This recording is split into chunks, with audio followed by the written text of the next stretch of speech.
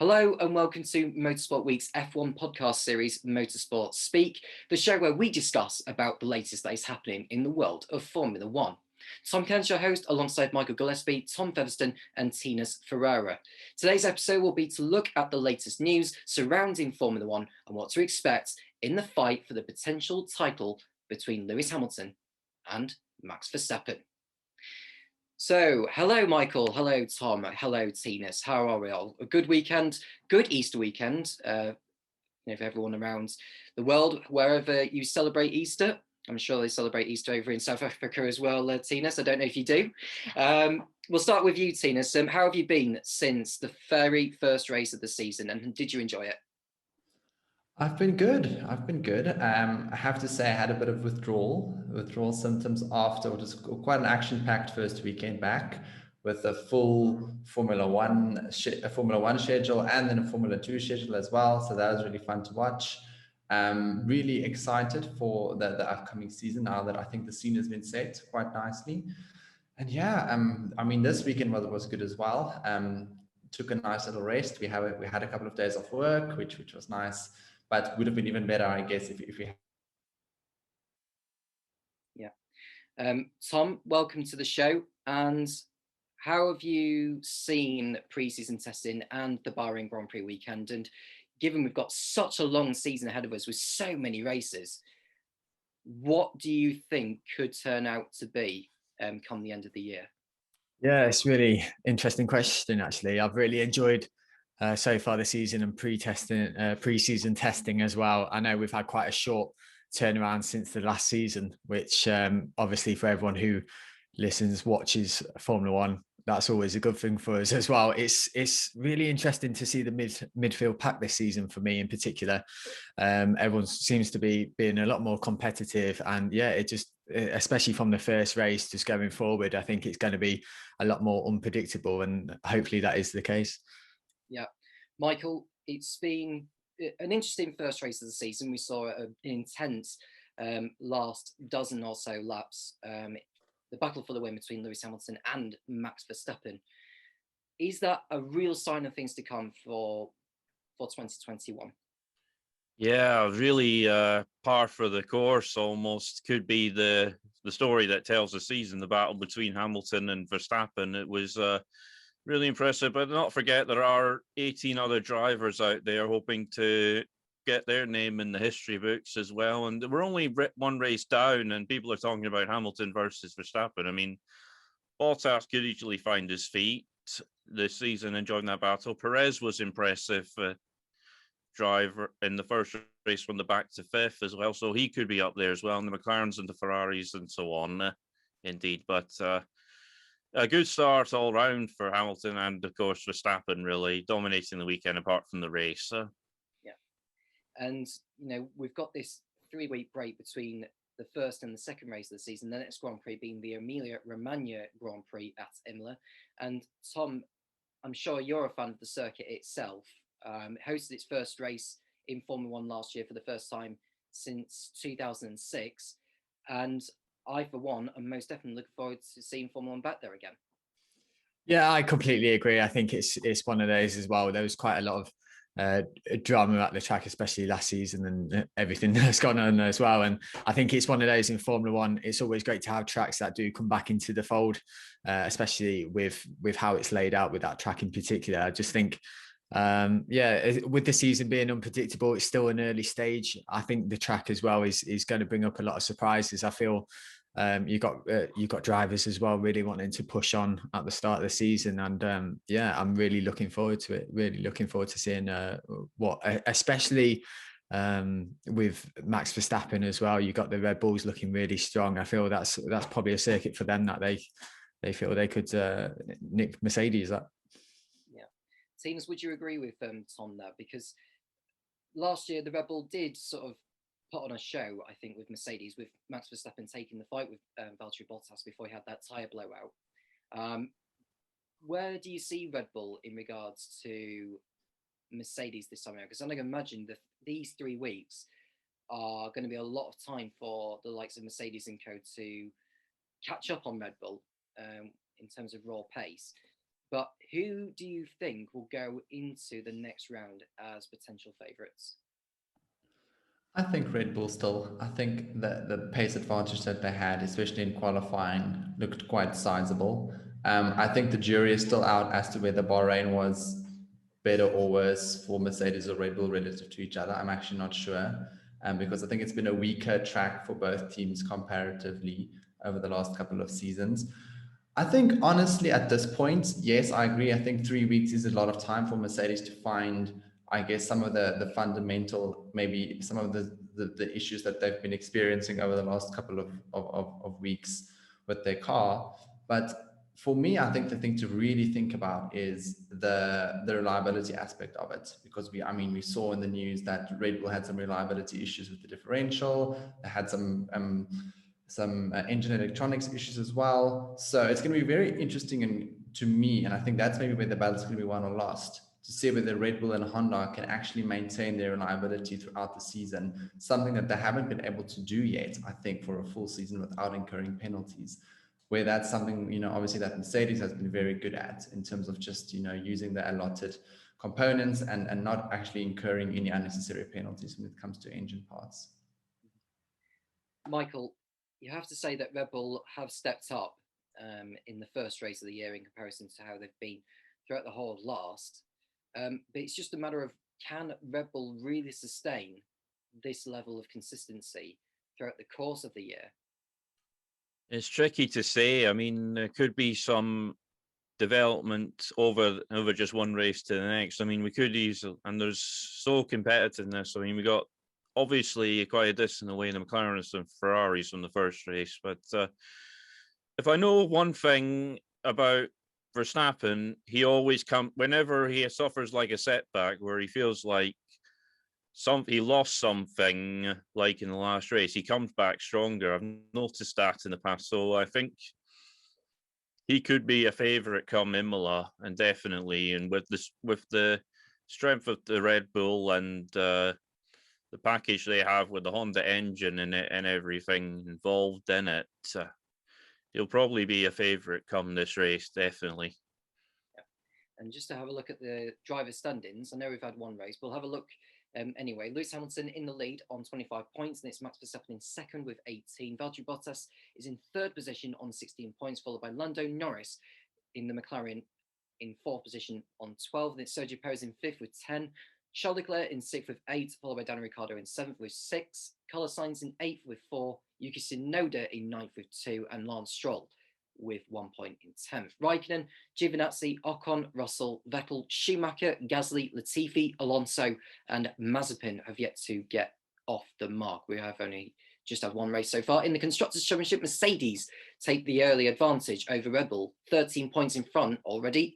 Red Bull are on 28 points to Mercedes is 41. McLaren are in third on 18, and it's Ferrari in fourth on 12, AlphaTauri in fifth with 2, and Aston Martin in sixth with 1. Alfa Romeo, Alpine, Williams, and Haas have yet to score a point so far in 2021. So we've got quite a bit of news actually since the last show we've done. Let's begin with Albert Park. Now, organisers of Formula One's Australian Grand Prix have revealed the full extent of the changes that will be made to Albert Park, with lap times set to be slashed by 5 seconds and a possibility of having 4 DRS zones. It was previously confirmed that Lakeside Drive would be opened up with the turn 9-10 chicane removed, and that turn 13 would undergo revisions. The full extent of the changes to other corners has now been outlined by event organisers, with the average speed of the circuit set to increase and lap times poised to dip into the 1 minute 15s. The previous pole position record was on a 1 minute 20.486 set in 2019. The inside of turn 1 will be widened by 2.5 metres, turn 3 by 4, while turn 6 will undergo an expansion of 7.5 metres.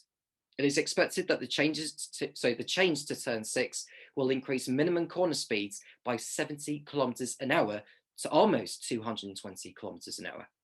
Along with the previously confirmed changes, turn 15 will be widened by 3.5 metres. The camber of turns 3, 13 and 15 are also set to be adjusted. The revisions to the circuit have opened up the possibility for a fourth DRS zone to be added along the back straight, though this has yet to be rectified. The changes reduce the overall track layout by 23 metres, and simulations suggest the average speed of a qualifier lap will increase by 50 kilometres to 251. So guys, what do we sort of make of the potential changes to Albert Park? Because this is the first time we've seen changes being done to the Albert Park layout since its introduction to Formula One in 1996. Tom, we get your views on this, and are you all for change at Albert Park, or were you happy as it was before? I kind of think I sit on the fence with it. I quite like the track as it was, but I do think in Formula One it is a sport always trying to see how how fast they can go, try to improve what they're doing as well. So in that regard, I'd probably say it's good. Ultimately, people want to see quicker races. They want to see more action building up as well. When you've got taking chicanes out, you're trying to improve the speed of the action as well. I think if you can get a tow with other cars coming into the play as well, I think you're going to be looking at probably more drama. Hopefully, it's hard to say because you can always put these things. You can always say you're going to hope to have these improvements on the track, and ultimately, sometimes it does separate the top leading guys on the field. It sometimes can make those actually a lot quicker than the midfield pack. So you can kind of do the opposite of what you're wanting. With this though, I think, it's one of those, they obviously thought it was a great opportunity to kind of diversify the track and try to make it into a more appealing track that's just based on speed. So I think in that sense, I am looking forward to seeing what happens with it. I think, again, you got the rule changes coming in, you've got the cars going to be a lot nearer to one another as well. So if they can try to focus more on the technicality of the driver's skills as well, by changing the track layout, I think hopefully that'll be a good thing. Yeah.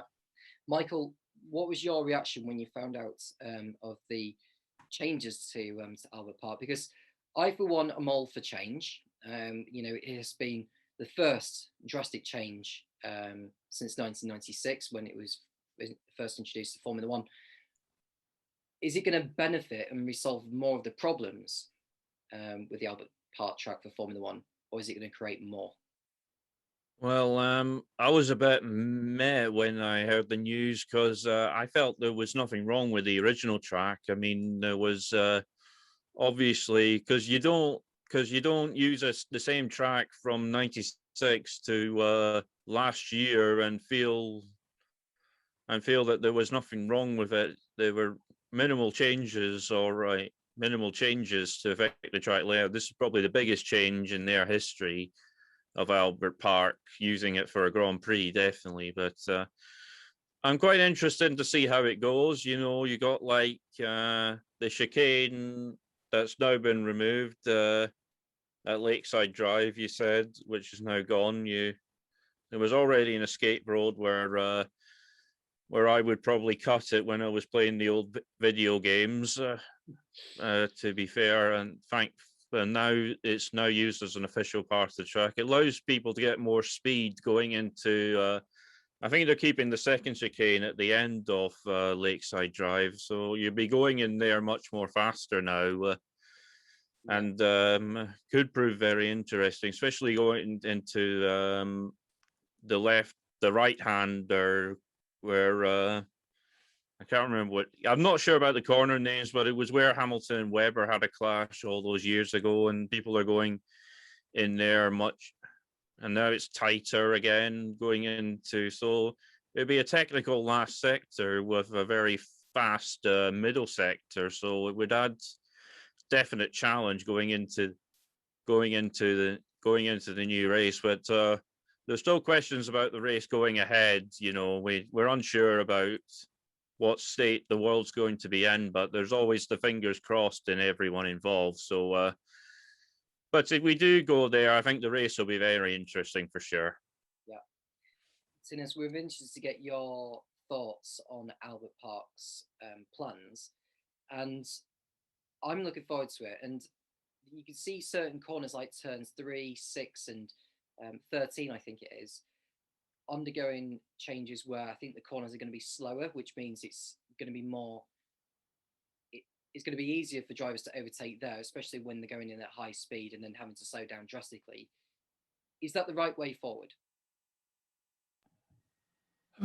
It's a tough question, Tom. The thing is with track design changes or layout changes, it's very difficult to tell from, I guess, just a piece of paper. We've seen how many times in the past the law of unintended consequences strike, and maybe something that, the track designers or I guess the people at the track, when they were reprofiling or changing some of the corners, something they thought would work well or wouldn't work in a completely different way to what they anticipate, just because of either the drivers or the teams figuring out a way to gain some sort of advantage from using the track in a specific way, or just, I guess, maybe could be just the aerodynamic properties of the cars that are driving at the moment, maybe changing the way that the corner works in terms of how the cars can go about racing each other.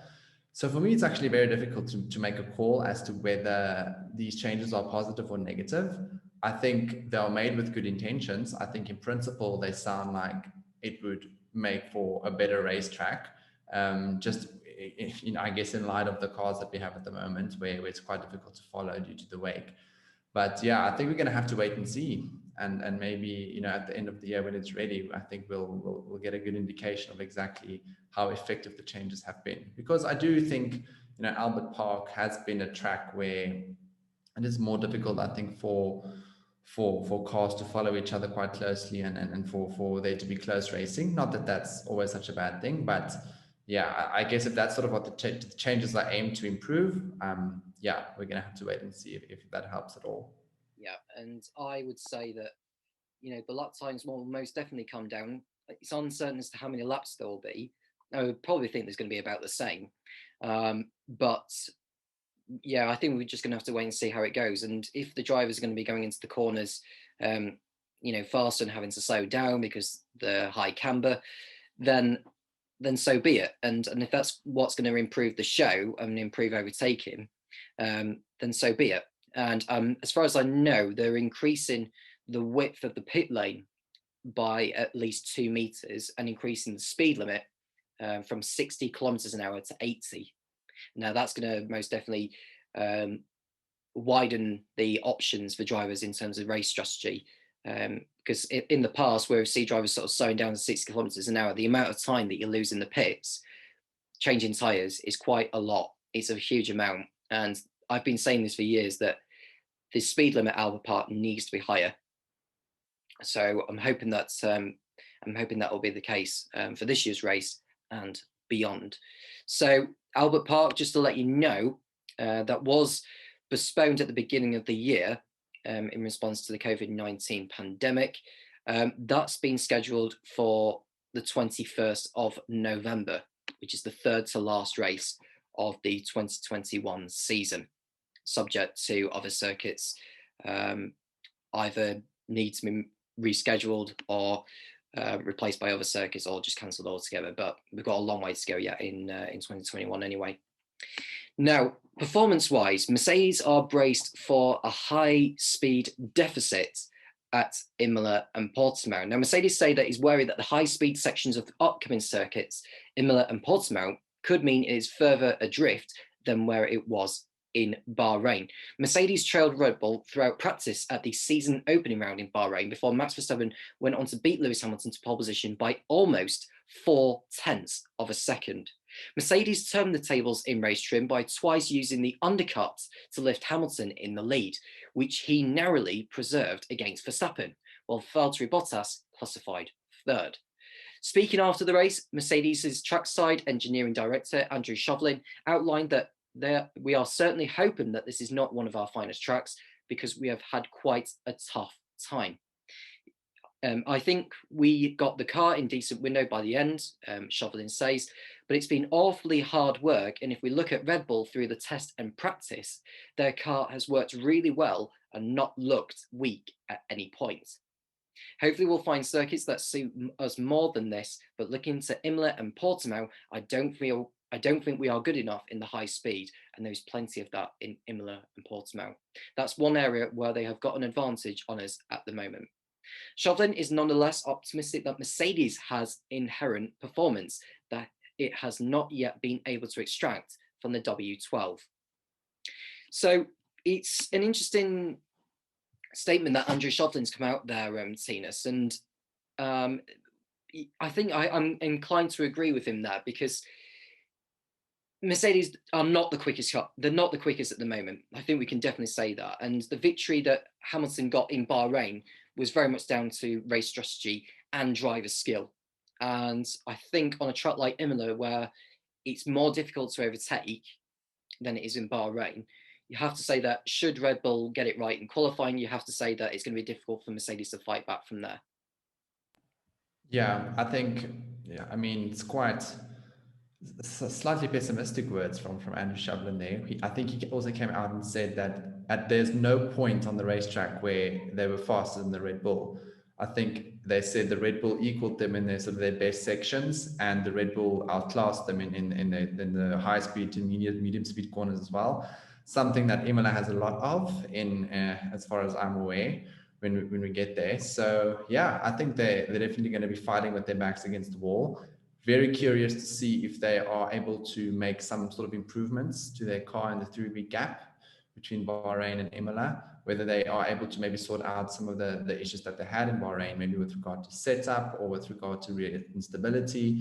It's going to be interesting, but I definitely do think that, or Mercedes at least has the expectation that they're going to be fighting, with their hands tied behind their back for a bit until they can sort out some of the issues with the car. And yeah, I agree. If Verstappen does get pole position, which I say is probably more likely than the alternative, then I think it's going to be more difficult for Mercedes to action something, especially if Sergio Perez can also get up there alongside Valtteri Bottas, because then Mercedes can't play the strategy games that they were able to play in Bahrain. Yeah. Michael, Imola is set to be a track where Red Bull definitely going to be stronger, I think, in comparison to Bahrain. Where do you feel Mercedes lack in regards to car performance?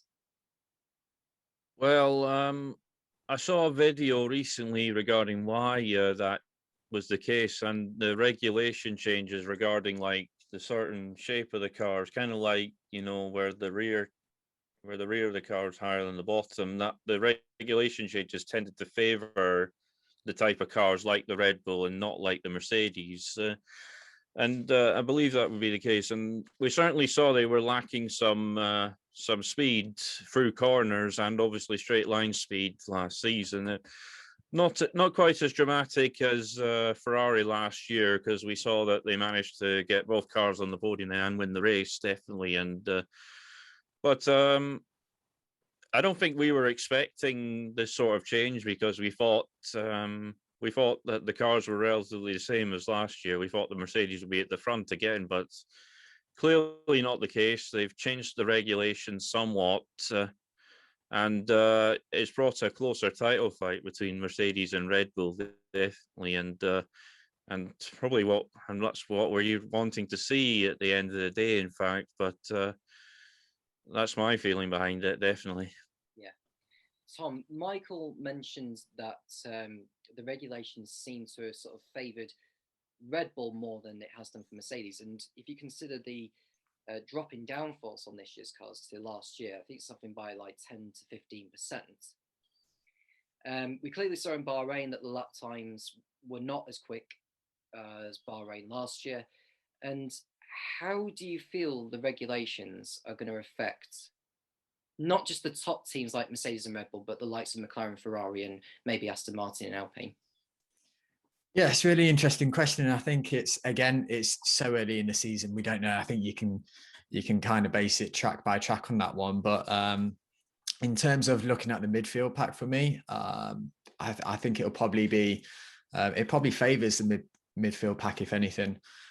You're looking at the Alphas as well, and you're looking at the Ferraris, and you just probably thinking now they're going to be quite optimistic that they can actually do some damage on Mercedes. I think it's a really important note to make as well. It's strategy obviously comes a massive massive part in this. And with regulations comes the importance of strategies for teams throughout a race. I think before, when you got out and out pace with the likes of Lewis just kind of seeming to be in his own limits at some point, I think you're really looking at teams to really work on strategy throughout the race for that. So yeah, no, I think it might hinder back of the track. You're looking at your Hasses and your Williams. I think they're definitely just competing with each other personally. But yeah, in terms of regulations, again, it's something that we kind of want to see as fans ultimately,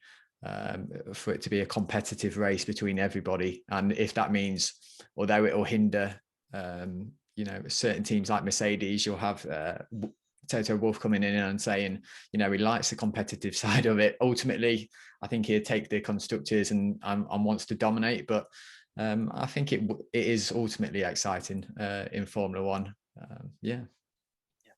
Going from Mercedes to Red Bull, Red Bull say that it will bring as many updates as it can to the early races after asserting our destiny, that's their destiny, I should say, not ours. Their destiny is in their control in this year's Formula One season. Red Bull claimed pole position in Bahrain, its first at a season opener since 2013, when Sebastian Vettel qualified on pole in Australia that year, and only narrowly missed out on victory to Mercedes. It marked Red Bull's strongest start to a season in the hybrid era, and the team is aware it cannot let up in its development push. We have some developments in the pipeline for Emilia, more for subsequent races, explained Chief Engineer Paul Monaghan. It's now a two-pronged fight. We need to put this car down on the ground and run and give us no hiccups. We will put as much performance onto the car as we possibly can and by Emilia. Our destiny is in our control, and we can't influence what Mercedes and McLaren, Ferrari, and everybody else wants to do. We've got to remain focused. We've identified some areas where the car can be improved, and we concentrate on those. We can't influence what the others do, so we've got to develop it. We've got to make it bulletproof, and we've got to give Max and Checo a car they can drive as quickly as possible at Emilia and Portugal and Spain and Monaco and wherever else we go. It's going to be a long fight for a long season, and it's not won and lost here. There's a sense of disappointment in the garage, which is felt by all, but we have a quick car. Everybody's aware that we are going to be challenging all the way through. Monaghan added that the strong start to the season has given Red Bull a sense of excitement that it can dethrone Mercedes. The prize at the end of the year is very much within the grasp, at the moment, of ourselves and Mercedes, he said. We've got a fast car, and we've just got to pick ourselves up from this one. We got second place, and we were fighting for the victory. It's not as if we've been left behind. Everyone is motivated, and there's a championship to win. So let's get on with it. Very, very optimistic words there from Paul Monaghan, Tinus. And I have to say that he looks very confident. And I think Red Bull have every reason to feel confident. If they felt down after missing out on that Bahrain victory, it's with good reason. Yeah, I think they have very good reason to be confident as well. I think, yes, they lost the race. And as you mentioned earlier, it was due to strategic, games by Mercedes and Lewis Hamilton's good performance. But on the performance balance, the Red Bull were the stronger package. I mean, there's no way of denying that. And I think they're saying, and after Perez's encouraging performance in the race, I think Red Bull are thinking if they could just get Perez up there in qualifying, then they are definitely going to be fighting with the upper hand. And then I think they're really backing themselves to do some big damage to Mercedes. And I think, again, barring any massive developments or improvements made by Mercedes in the 3-week period, I think they're well within their rights to think that and to be that confident. Tom, your thoughts on Red Bull's development progress? And it seems as though they're going to be bringing a lot of developments in the early part of the season, which, I think in previous years, there seems to sort of bring the developments sort of maybe later in the year a little bit, but it seems as though that if they are bringing in so many developments at this stage of the year, it sends a great message that they can take the fight to Mercedes for the title. Yeah, I think with Red Bull now, I think they're kind of going for the strategy of, pile the pressure on now. We know the Mercedes don't have the car. That's the runaway. It's you're looking at Red Bull from seasons of old, and you're thinking they have to use their upgrades and use what they can throughout the season, and try to build on that, knowing they probably weren't going to catch Mercedes anyway. But now starting the season, knowing what they've got in the hands, especially with two drivers that I think will really battle Mercedes on that front. I think, yeah, you're looking at Red Bull kind of throwing everything at it and seeing if Mercedes crack. I think this is the one season that a team's really put pressure on, even from the get-go, even from testing. I think Mercedes are they are starting to crack, and it's all going to come down to, obviously it's a long season no matter what season it is in Formula One. And I think Red Bull, it could be their season. Yeah. Michael, your thoughts on Red Bull's sort of development progress? And it seems as though that they've got it right so far, which is the best start they've had in the hybrid era. You have Max Verstappen coming out second and Sergio Perez in fifth. It's a positive start for Red Bull, and I think, judging by their performance in the test as well, it can only get better from here. Yeah, it could have been better though if circumstances were differently. I'm not going to mention the two words that have been on the news a lot the last week or so. Track limits, but I'm sure there were some positives from the Red Bull performance nonetheless. I mean, but I think they might need to do more come Emilia and show that it wasn't just a one-track fluke. Like all the testing and all the first racing were done at Bahrain. We're going into Emilia now, which is a completely different track. So if you can do those sorts of performances whatever's put in front of you, whether it's Bahrain, Emilia, and so on, you've got yourself that sort of opportunity, definitely. Yeah, and that's another thing. I want to talk about track limits, and thank you for bringing that up, Michael. Tom, your thoughts on track limits, and there's this sort of lasting advantage debate been going on following Max Verstappen's move on Lewis Hamilton, which resulted in him going off the track, and then race control got onto the Red Bull pit wall. Well, I say got onto the Red Bull pit wall. They got into communication with the Red Bull pit wall to inform them that Max needed to give the position back. And what's your definition of track limits, and what's your definition of lasting advantage? Yeah, I think it's a funny one, isn't it? But it's track limits. I think if you're gaining an advantage when your car, all four wheels are ultimately off the track, I think for me it's quite clear, really. I do say that, but it does depend, obviously, what happens between two drivers going into a corner. But I think they were trying to push the limits of it. Again, I don't really think it's the team's fault. I think throughout the weekend on Bahrain, all week really, it wasn't very clear. It seemed a bit back and forth with the actual clarity of that corner anyway, in turn 4 in Bahrain. But yeah, I think ultimately, looking at track limits of it, you have to have a part of your car on the track. I know that sounds silly and simple, but if you're going to gain an advantage by not only executing and using the track, if you're using parts of it that weren't designed to be used, then ultimately you have to be penalized for it. Yeah. Tinus, it's a really, really controversial issue, this, and we've had simpler rules with track limits in previous years where, for instance, if a driver goes over the white line with all four wheels, lap time invalidated. And you see it in, the latest Formula One games where if a driver's put all four wheels over the white line, it get a warning and then a time penalty if you do it too many times. But Formula One just keeps sort of changing the rules with track limits in the last minute, especially during race weekends, which is obviously confusing a lot of supporters, a lot of fans out there who want rules to be as simple as it can be so that they can understand the sport more. But it just seems as though that the FIA or race control or the race director, it just seems to be taking a different path to it, which is confusing a lot of people. Yeah, and I agree 100%. And I think it's to me, this issue is divided up into two parts, right? The first one is the principle, and the second one is what I was actually allowed during the race, during the race weekend, because it's two separate issues, right? Because for me, the principle is exactly as you say. It should be simple. It should be easily easy to understand. And if you put X how many wheels off the track or over the white line, then your lap time gets deleted, or you can't make a pass, when you put your car in that position. And that should be straightforward and should be applicable at most racetracks. So to me, that's the principle that should be applied. And that has definitely not been applied in this instance that we had in the Bahrain Grand Prix.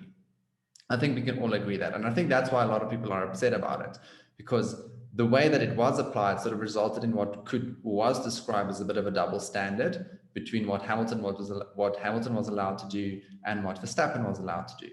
But then when you actually look at what the rules were, then how it transpired was actually correct in my mind, sort of with how it was treated. The fact of the matter stands that the rules and how they were applied was dumb, but they were applied correctly in the case of what they told Hamilton and then what they told Verstappen in the fact that he had to give the position back.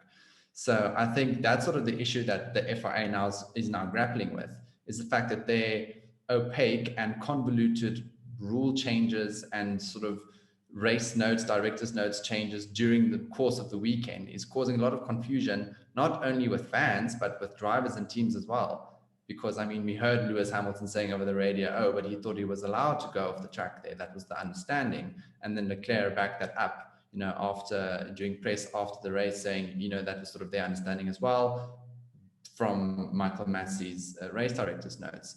But yeah, it's just an unnecessary gray area, to be quite honest. And as I said, the principle is quite easy. If you put your car off the track, whatever that limit is defined as, that should firstly be applied consistently across the weekend, not be chopped and changed if the drivers are moaning because they're getting their lap times deleted, or if the teams are saying no, but it's, I guess only if there's a real legit safety concern, then I can see an argument for maybe making some changes to the track limits. But if they set it, they need to stick to their guns and then apply it throughout consistently, because that's the only way that we're going to be able to understand it properly. Yeah. Ever. And I suppose the only sort of solution to it is if you see a driver sort of using more of the track than what's been put there, should the FIA sort of maybe extend the width of the track a little bit so that we don't have this issue with track limits for that particular corner of turn 4? And is that an omen for what's to come, Michael? Because every track is different. I mean, I don't expect as much of an issue at Emilia because it is a different racetrack to Bahrain. I don't think there's sort of a corner where we see a driver sort of go wide, like over the white line. I think the only one I can really think of is the Variante Alta chicane, the one after Acca Minerali. So, Michael, we want your sort of say on this track limits issue and what's the solution going forward, and should the FIA sort of use this year as a consolidation year to look at track limits and look at particular corners and maybe look at it, maybe extending the width of the tracks, or is that asking for too much? Extending the width of the tracks would be a bit much because that's down to the circuit designers, how they choose how wide the track is at the end of the day. But obviously they'll get some, if they're wanting to mill the track for an F1 race, they'll obviously get some notifications from the FIA on what sort of width and corners they'd make, definitely. But I think on how to police track limits, it really is the case of just keep your car on the track. Simple as that. They have a system in Britain once where if you go wide, I think it was at Graham Hill Bend at Brands Hatch, where if you went wide twice, you get a warning, and if you went wide twice again, you get a time penalty. And that's basically what this is. You're going wide at a corner where it is so very fast because you got the track going into the outer oval, and Hamilton using that 29 times during a race, it may not look like it wouldn't look like a time advantage, but say if he gained like say a 10th every sector, it adds up. And plain and simple, even if you're leading and with miles ahead of everyone else, you just don't do that. We're going into Emilia next, and we don't see the leader cutting the chicane before the last corner, before the bridge, every lap when he's in the lead. You just don't see that, plain and simple, definitely. And just don't do it. No matter which part of the race, whether if you're overtaking a car or whether you're on your own, 10 seconds between the car in front and behind, just don't do it. Simple as that. Yeah, and I perfectly agree with you, Michael. I mean, there needs to be a much simpler system, and the FIA in advance before the Grand Prix, which is what they do, they look at the track, and at the beginning of practice sessions or qualifying or the race, they show an insert or some footage of either the safety car or the medical car going at particular points of the racetrack where if you put all four wheels over the white line, lap time invalidated, which is a great way to show the fans, to clarify what defines exceeding track limits and what doesn't.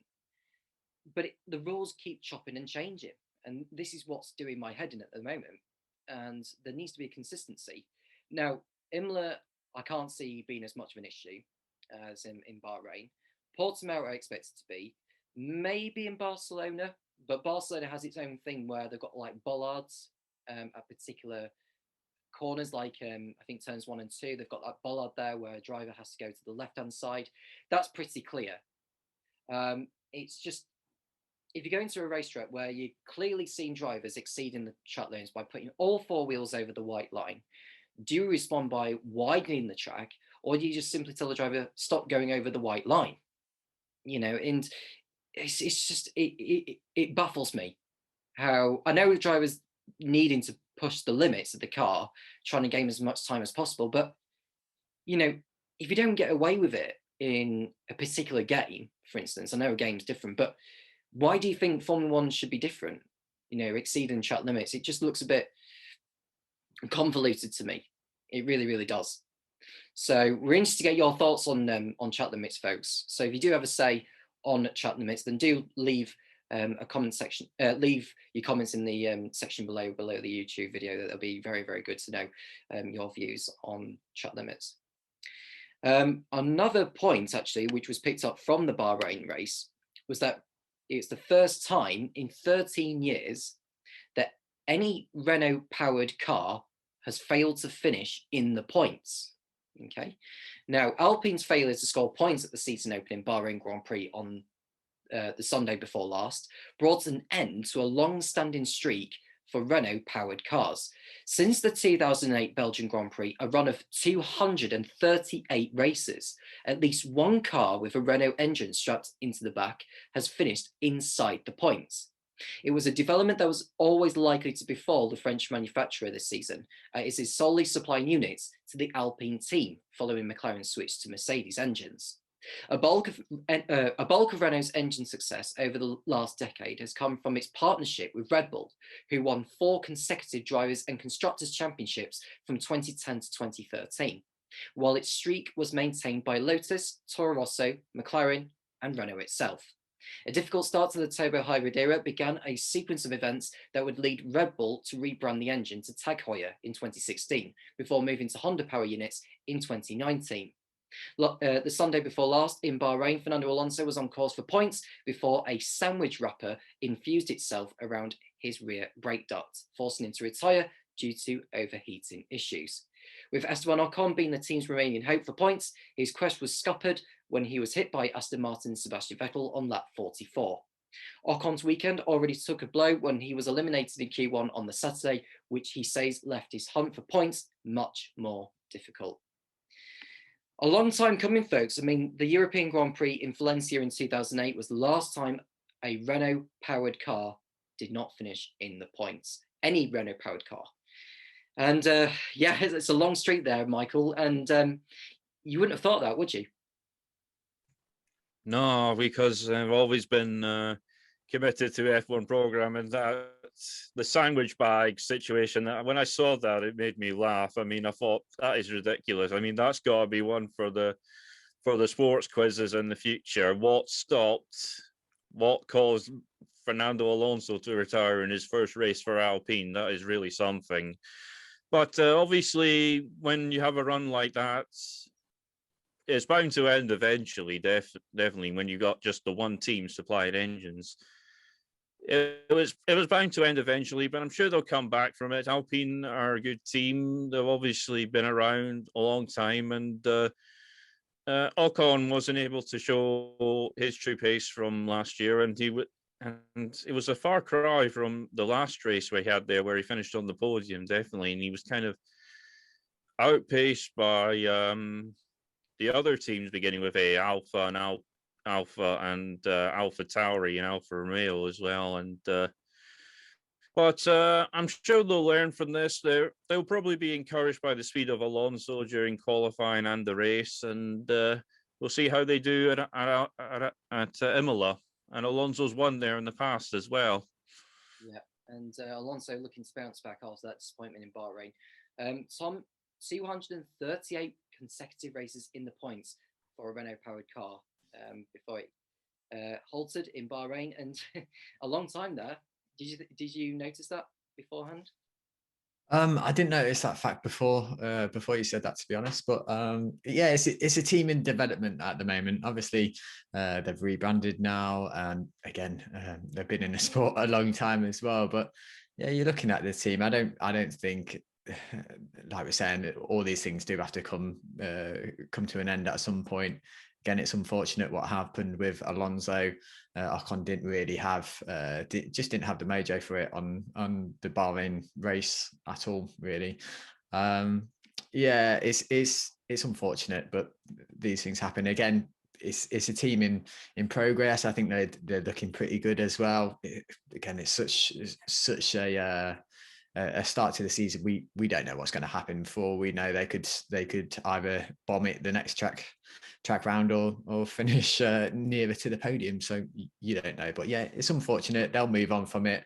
They're looking pretty good at the moment anyway. And when you've got someone like Alonso coming back, I think it's only a matter of time until they'll put in a real good race. Yeah, Tinus, and for Renault to be on the back foot. I mean, has maybe the switch to only supplying engines to Alpine, is that a blessing in disguise for them? No, I don't really think so. I think maybe they can focus more. Like, I don't really buy that angle, to be quite honest. I think it seemed like Mercedes, that's running 8 engines in any given race weekend, just the amount of information that they can gather about each specific component and how each specific component works compared to Renault, who's running 2.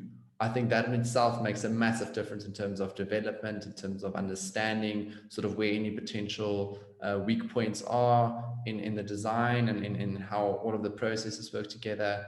So yeah, I mean, they followed quite an interesting approach with their cooling this year with their big airbox. Don't know why that decision was taken. I'm sure there was some sort of justification or rationale for packaging the car like that. But I would have been interested to see whether any customer teams whether they would have been forced to package their car similarly, if that's the way that the Renault engine works or the Alpine engine works for this year. But yeah, to answer your question, I mean, I don't think there's a big benefit. I think they much would have preferred to supply at least one other team if they had their wish. Yeah, and maybe there was another team joining Formula One. I mean, the last year or so we had this sort of Team Panthera or Team Asia Panthera, or what are they called? Maybe if they were to come into Formula One, perhaps Renault should consider supplying engines to them. I mean, it would be better than having the Cosworth. Just ask Caterham, Marussia, and HRT back in the days before they pulled out of Formula One altogether. So yeah, that's something for the future, I think. And maybe if by 2025, when the new engine regulations come in, that could be an option. But that's another 4 years away. So they've got to try and sort of work with what they've got.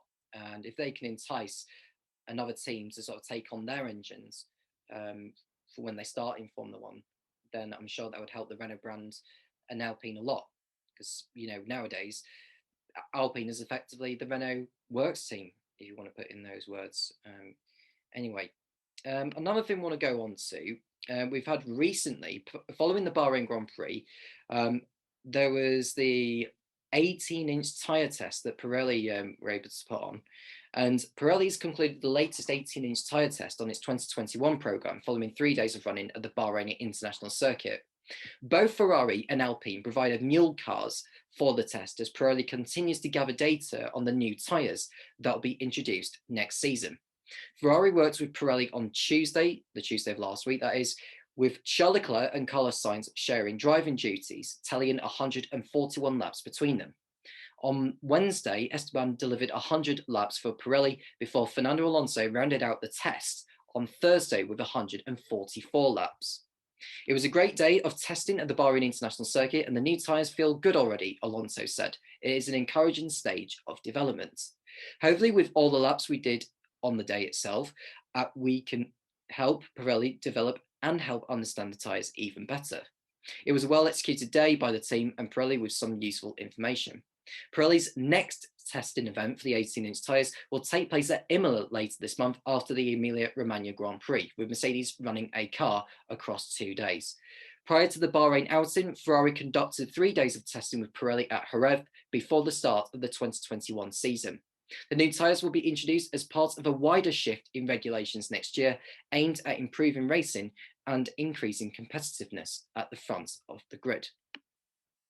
Tom, we want to get your views on these 18-inch tyres, because they've been on the Formula 2 cars since last year. It seems to, for the sake of looks, it looks brilliant. But what do you, where do the differences lie with an 18-inch to what we have with the 13-inch? I think you're looking at it in terms of obviously the standout being into the corners. You're looking at the wear of the tires as well across the duration of the race as well. So yeah, it looks really impressive as well. It's I quite like seeing 18 inches on a Formula 1 car. I think it will be brilliant as well, with Pirelli as well being in Formula 1 for quite a long time now, building upon what they've learned. It's definitely been a rocky track path at times for Pirelli. It hasn't really gone their way. But yeah, I think that it's all about improving the safety as well. That's another aspect of getting these 18 inches onto the car. And yeah, it's just development at the end of the day. You're looking throughout the whole car as well. You're not just looking at the main components mechanically in terms of engine and improvements on downforce, but you're also looking at safety aspect and grip and wear into the corners. I think it's a good thing as well if that does improve the wear of the tire, the grip as well, and how teams use tire strategy and that in place. I think it'll be more beneficial anyway. Yeah. Tinus, you sort of look at it from sort of a technical angle when it comes to, maybe like a piece of bodywork on a Formula 1 car, like a front wing or a rear wing. Tires, 18-inch to 13-inch. To your understanding, what improvements is it going to have to next year's Formula 1 cars to what it already is now with the 13-inch? I don't know. I think it's going to be interesting to see. I know obviously with the smaller sidewalls, right, that effectively reduces the spring, because obviously the tire itself is sprung, similar to what suspension would be. So that's going to reduce sort of the I guess the percentage of the tire that is sprung and that can actually give when going around a corner or when the car is actually generating cornering force. So that's obviously going to have knock-on effects on how all of the rest of the mechanical grip is generated with regard to the car. So all of the suspension and I guess by implication sort of the aerodynamics as well are going to have to be adapted to the fact that these tires are now going to react differently to going around a corner, which I think is the first thing that people or that teams are going to have to think about when the new tires are introduced.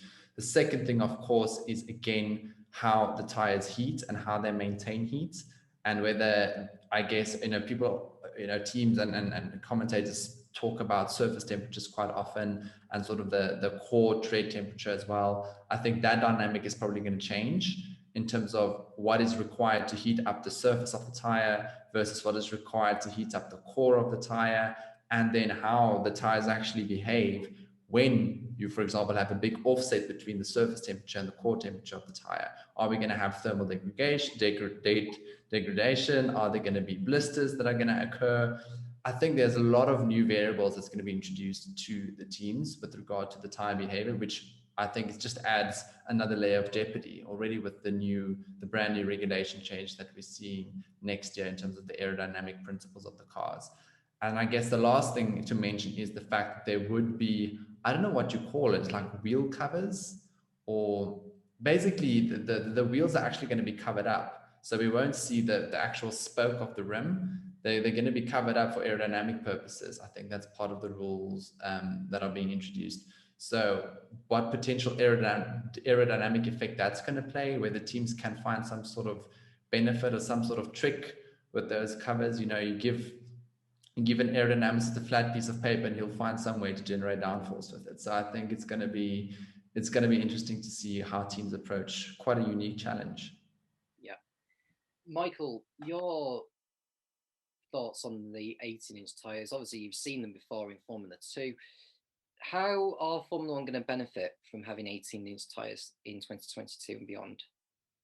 Well, first of all, I think Tinus is referring to tyre blankets. I think that's what he's referring to. But secondly, I think it will prove a different challenge for those, but obviously you'll be familiar with those, like those who graduate. If anyone graduates from F2 this year into F1 next year, they'll probably know the tires definitely, and will help them in their progress with F1. At least one less thing for them to worry about, because probably but the thing with from like 13-inch, say this is 13-inch, increase that to 18-inch, and you have more. There's more rubber touching the ground, which means you'll get more grip in the track. The tires will probably be more sticky if they're up to temperature, and through corners it means you could corner faster, and also they'll last longer as well.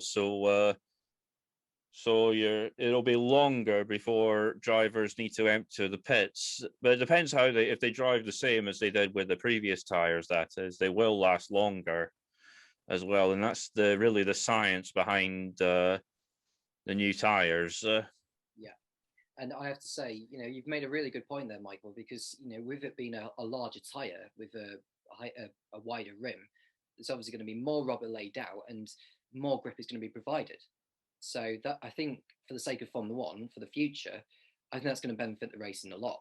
So it may take a bit of time, coinciding with the new regulations next year with the changes with the front wings and the rear wings, and this thing about the dirty air being cut down, or dryers being stuck in the dirty air being cut down.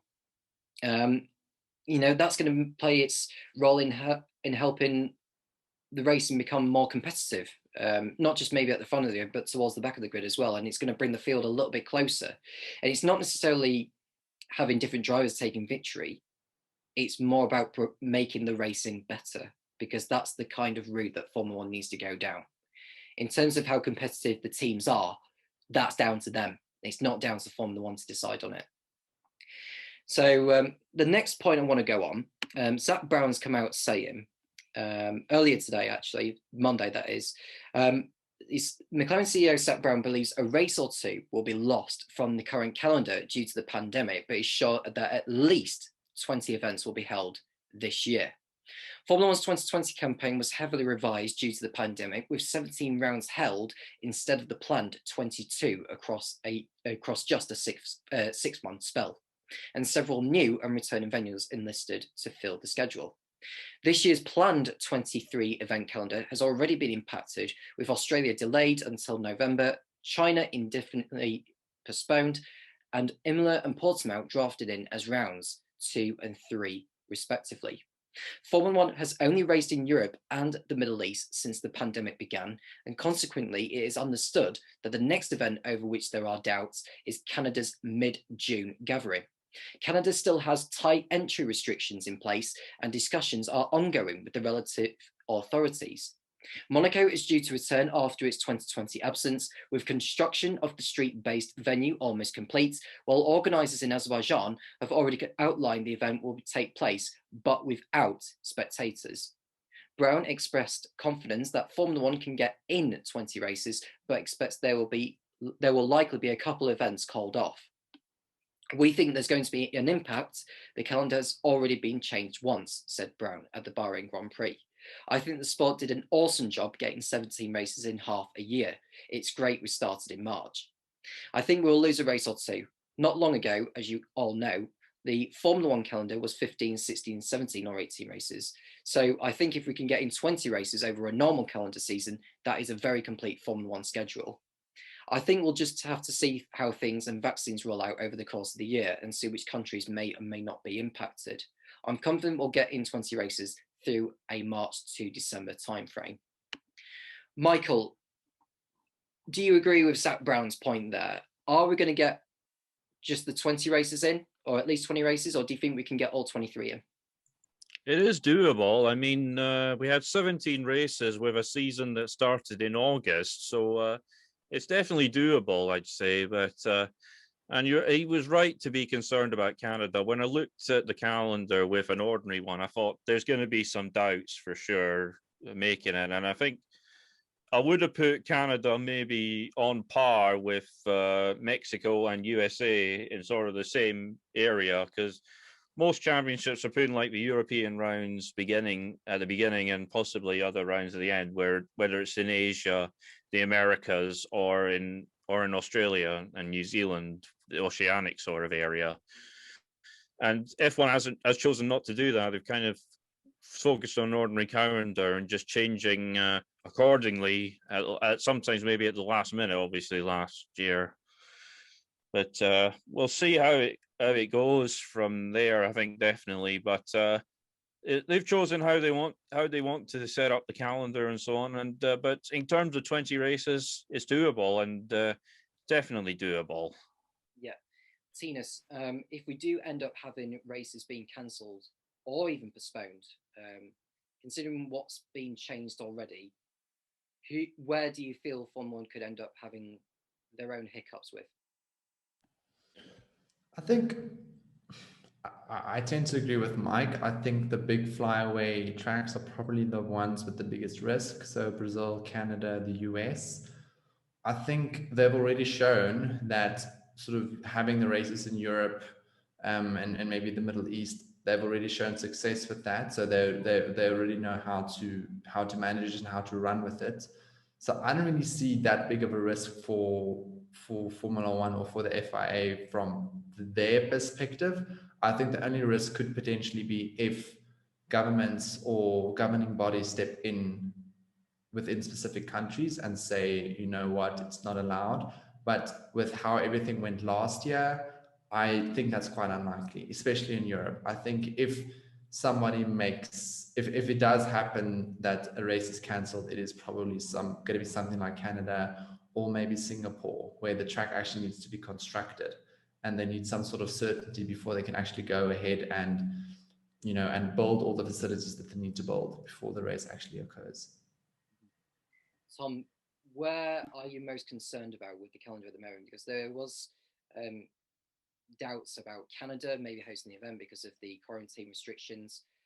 And is Formula One going to end up going there? And if not, where do you think Formula One could end up going to that's not currently on the schedule at the moment? And maybe what about in the latter part of the year? Because we don't know what's around the corner. Yeah. Again, it's one of those things with COVID that's happened at the moment. You just don't know what's really going to happen. I think we're all trying to learn from it. I think Formula One and sports as a whole are trying to learn from what's happening at the moment. And the issue that you do have, which is ultimately out of Formula One's control, is it's a government, it's a worldwide global pandemic. It goes beyond the sport, unfortunately. You're looking at it from a fan perspective. Of course, you want to get as many races as possible, but it's just about COVID vaccination rollouts through different places, how they respond to it as well. Canada, again, I'm up in the air with that one. I'm not too sure. I think I'll agree with both of the guys in saying it would probably be the furthest outreach places like Canada, like like Asia as well, like Singapore, where you don't really have that. You don't have already built tracks as well. Again, like Singapore. So yes, it's going to be a tough one in terms of where it could feature. Like we saw last season, I'm not 100% sure, to be honest with you, but I think you just got to play it by ear. Hopefully you can get all the tracks, do it a little bit better where you've got all the European races kind of all clustered together, and hopefully come the end of the year, things will look a little bit more stable. Yeah. And I don't know if Canada will be able to reschedule for later in the year, maybe coinciding with the US and Mexico. I mean, Mexico is another one, which is, for me, one of the biggest dangers out of all those in the Formula 1 calendar. Yeah, I think you're looking at that as well, and especially South American countries, how they're handling the pandemic at the moment. I don't think it's going all too well for them, unfortunately. Again, it's one of those things. It goes beyond the sport, unfortunately, and it just is what it is, really. So fingers crossed for it. We'd all love to see Mexico happen this year. I do want to make the point. I think Formula One has handled things pretty well, all things considering. You've got all these teams coming, having to travel across the world. It's a massive taking that they've done really well last season to even get that amount of races as well. I think it's a good thing this season. Yeah, just hopefully will go down well for everyone in Formula One. Let's answer a question from someone before we close the show out. From Byron Hale YT. He sent a message on Instagram saying, can AlphaTauri challenge the likes of McLaren and Ferrari consistently? If so, and why? Tinus, we'll get you to answer that first. Right. I think consistently is the word. I'm going to say I'm not sure yet. I think they can challenge them on occasion and quite frequently, maybe even. But I think the depth of resource that Ferrari and McLaren have in terms of car development, I think might outgun AlphaTauri slightly. Although now that I think about it, I think this is quite a unique year in terms of a lot of teams are going to be looking to shift their focus to next year's regulations. So that might open a bit of an opportunity for AlphaTauri to maybe perform really well, depending on, I guess, how each of the three teams decide to develop their car and for how long they decide to develop their car for the season. But I do think they are going to be able to challenge McLaren and Ferrari at some tracks, but I'm going to say I don't think they're going to be able to challenge them consistently. Yeah. Michael, your point about AlphaTauri there, can they take the fight to Ferrari and McLaren consistently? I think it's doable. I mean, Pierre Gasly was blisteringly quick in that race. It's a shame that it didn't go to plan for him. He had that issue with Ricciardo and had to retire afterwards. And Tsunoda was your favourite driver. Tsunoda was brilliant as well, and he was passing drivers like Fernando Alonso, who was in F1 while he was in nappies, and that was. And he scored and he entered himself into that list of drivers who scored points on his debut as well, and not just like getting in, scraping through. He was pretty much in the top 10 for the majority of the second half of that race. Very impressive driver indeed, and a welcome character to the F1 circus for sure. And I think there'll be more coming from him, no doubt. And indeed, and obviously Gasly will want to avenge what happened at Bahrain. So I think if he has a strong qualifying at Emilia, he'll be one to watch in the race. Not this week, but the next week it is. Yeah. Tom, your views on AlphaTauri? Are we going to see a lot more of AlphaTauri from what we saw in Bahrain? Because they were brilliant in Bahrain, but can they keep it up? Yeah, I definitely think they can. I think both drivers done really well. I think the team, even from last season, developing onto this one. I think for me, they're probably, apart from the Red Bull, they're looking really exciting as one of the teams that do cause an upset during the track. I think it's great to see, like Gasly as well, getting a podium, winning the race last season as well. And yeah, I'm looking forward to it. I think their consistency, they are a consistent team. I think they're getting overlooked a little bit. And I definitely think the likes of McLaren and Ferrari are looking over their shoulder as well. Yeah.